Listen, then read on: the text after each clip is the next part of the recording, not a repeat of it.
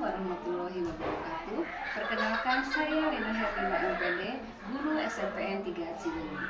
Pada kesempatan ini, saya akan memaparkan review buku yang berjudul Inspiring Classroom Stories. Buku ini ditulis oleh seorang guru bernama Ibu Niken Purwani, di mana buku ini diterbitkan oleh Buana Ilmu Populer.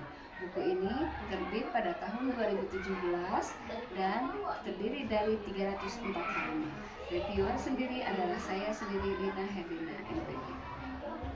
Alasan saya senang memilih buku ini adalah karena buku ini sangat menginspirasi saya dalam membimbing siswa-siswi di sekolah. Saya suka belajar dari pengalaman guru lain untuk menambah wawasan saya dalam mengajar, di mana pengalaman tersebut memperkaya saya dalam membimbing siswa.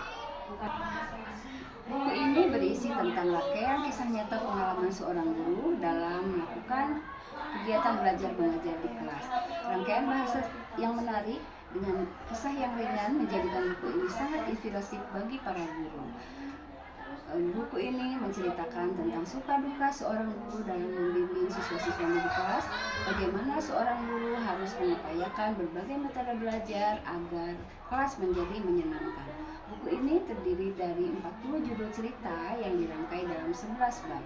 Buku ini sangat bagus untuk dibaca oleh guru-guru karena di dalamnya terdapat berbagai metode belajar yang diajarkan oleh penulisnya. Buku ini akan membimbing kita, mengajak kita berekreasi ke kelas-kelas dengan sangat menyenangkan, sehingga siswa-siswa di kelas Bu Niken ini menjadi siswa-siswa yang bersinar, siswa-siswa yang berpotensi, siswa-siswa yang sangat penuh potensi untuk dikembangkan oleh ibu guru.